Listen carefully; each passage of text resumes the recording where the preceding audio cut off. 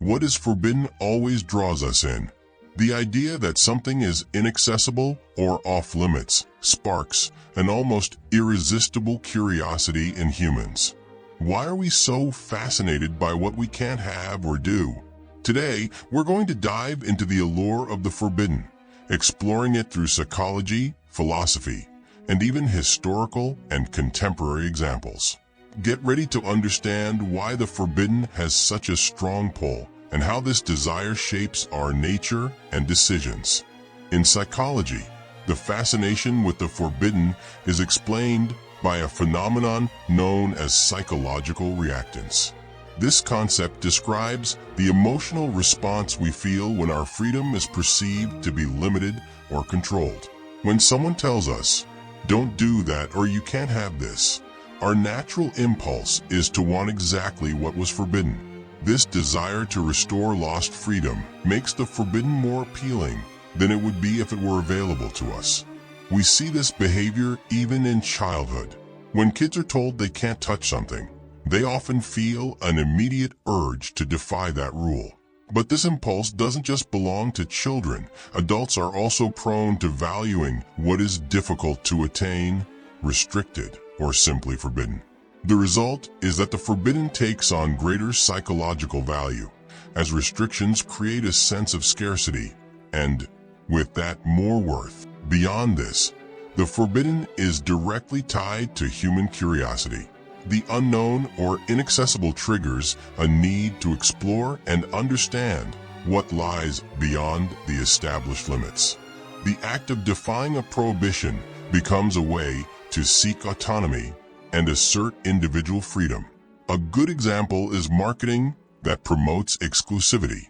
Limited edition or hard-to-get products, like designer clothes or new tech releases, become highly desirable simply because they are scarce. In this case, the forbidden doesn't have to be something illegal or immoral. It just needs to be restricted to spark curiosity and desire, leading people to value what's out of reach.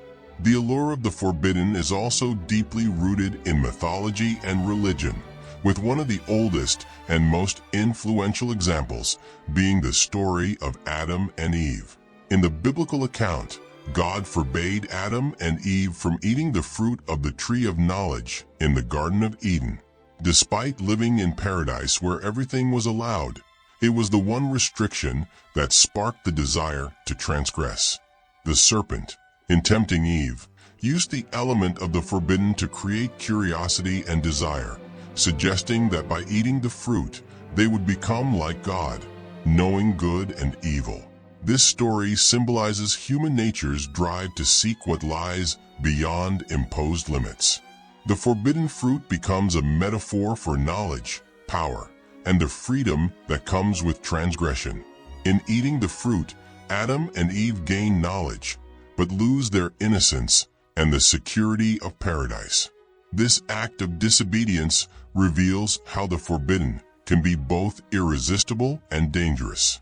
The search for the forbidden is also the search for autonomy, for the ability to make one's own choices, even if it brings consequences. In philosophy, this myth is often interpreted as an allegory of the human condition. Philosopher Jean-Paul Sartre, for example, saw transgression as an affirmation of freedom. By defying imposed limits, humans assert their existential freedom, even when it comes with the responsibility of facing the consequences. Censorship of books, films, or ideas in various societies tends to create a similar effect as the story of Adam and Eve.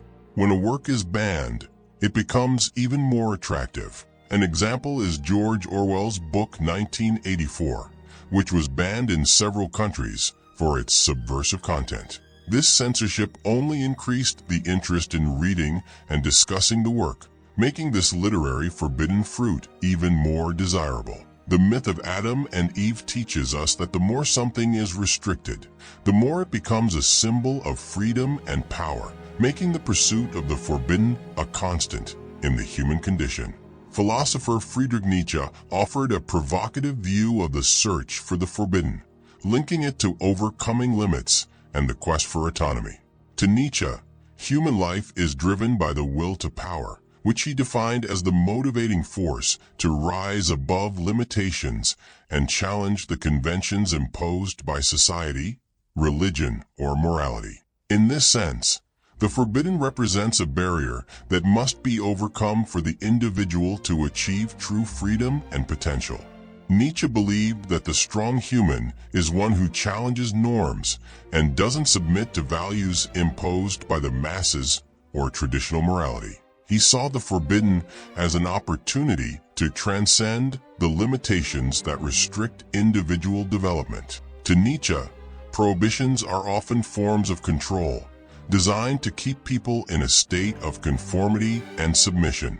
By challenging these prohibitions, the individual not only affirms their freedom, but also discovers new paths of existence and self-overcoming. This process is closely tied to Nietzsche's concept of the Übermensch or Superman, which he developed.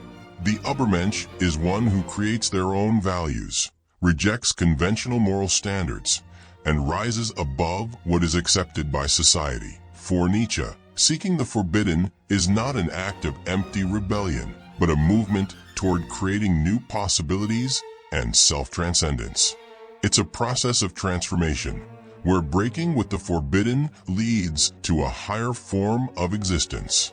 Art and pop culture often explore this idea of breaking the forbidden as a form of innovation and expression. Street artist Banksy, for example, challenges social and artistic norms by creating works in public spaces, often illegally, to convey political and cultural messages. He turns the act of defying the forbidden into a form of art, using transgression as a way to challenge the established order and inspire new ways of thinking.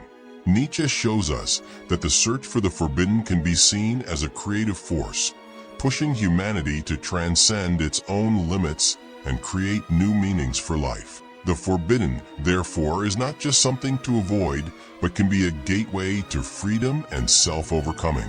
In contemporary society, the search for the forbidden manifests in various ways, reflecting both the individual desire for transgression and the dynamics of social and market control.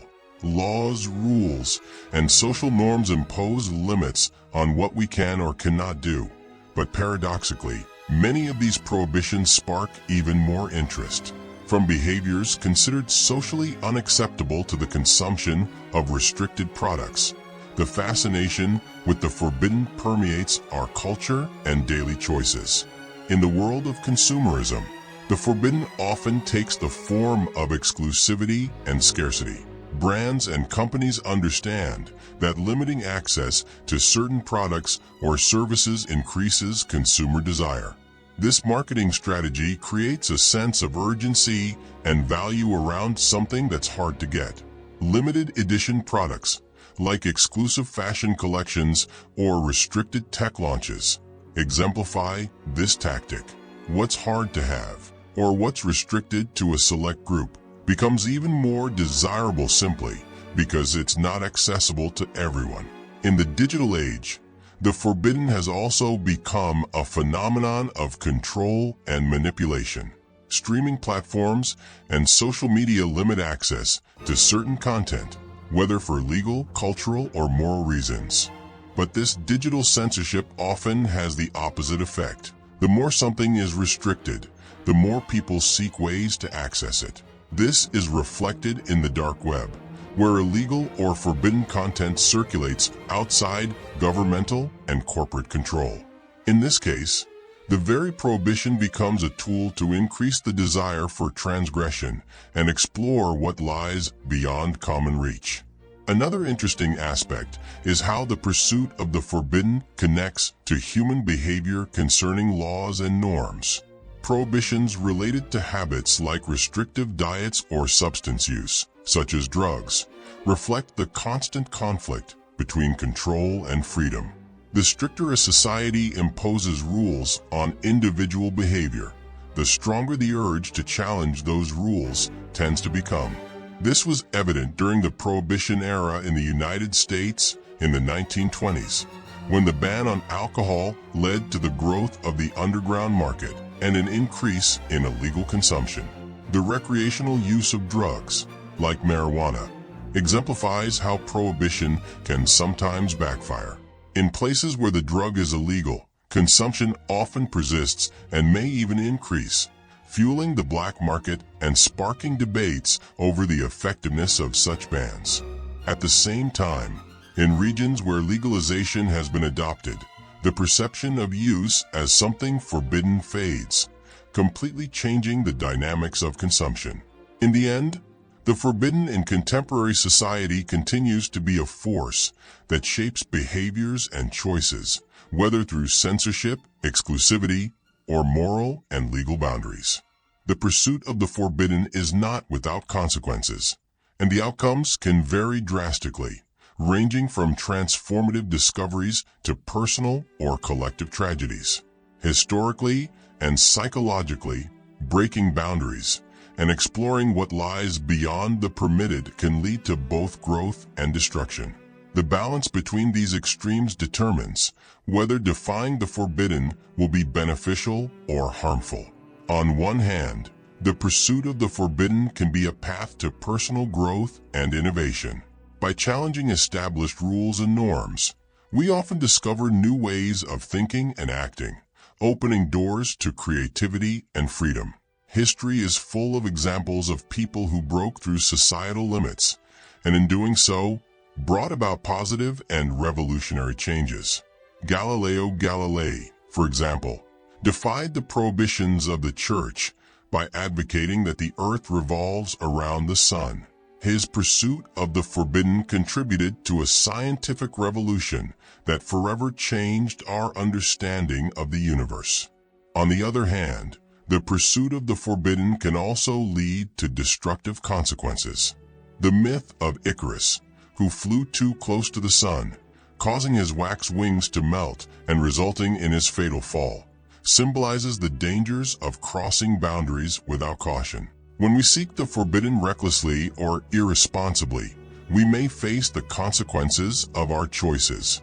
In contemporary contexts, this can be seen in cases of substance abuse or legal transgressions that lead to personal tragedies, such as the loss of freedom or life. Another crucial aspect of the consequences of pursuing the forbidden is its social and political impact. When individuals or groups challenge moral, cultural, or legal prohibitions, it can generate conflicts with established social norms. Such transgressions are often seen as subversive, and the consequences can include repression, censorship, or even persecution. However, in the long run, these transgressions can also spark significant social changes, paving the way for new forms of freedom and progress. Civil rights movements, such as LGBTQIA+ activism, have challenged prohibitive social and cultural norms over the decades. In many countries, LGBTQIA+ practices and lifestyles were, and still are, seen as forbidden by dominant morality. By breaking these barriers, these movements have driven profound social transformation, expanding acceptance and rights for people around the world. These examples show that the pursuit of the forbidden can be either an instrument of transformation or a cause of downfall. Everything depends on the context, motivations, and manner in which limits are challenged. Whether in the search for knowledge, freedom, or pleasure, transgressing the forbidden is an act that can redefine both individual lives and social norms. The pursuit of the forbidden is an inherent trait of human nature, fueled by our curiosity, desire for freedom, and will to challenge boundaries. From the myth of Adam and Eve to the cultural and scientific revolutions in history, we see that the forbidden exerts an irresistible pull. Whether to discover the unknown, expand horizons, or question the status quo, the forbidden represents both a risk and an opportunity. Throughout history, breaking the limits imposed by society, morality, or authority has often led to great advancements, such as the scientific revolution or the fight for civil rights. However, this pursuit can also be destructive, as symbolized by the myth of Icarus, where unchecked ambition led to his downfall. The outcome depends on how we relate to the forbidden, whether we use this pursuit for growth and evolution or fall into self-destructive traps. In contemporary society, the forbidden is explored both by marketing, which creates desire for exclusive products, and by systems of social control that repress behaviors and ideas. Even so, the attraction to what lies beyond boundaries continues to shape our decisions and behaviors, both individually and collectively. The challenge remains. In seeking the forbidden, are we moving closer to a new form of freedom, or are we risking falling into unpredictable consequences? The key to this question lies in our discernment and in how we choose to explore what is forbidden.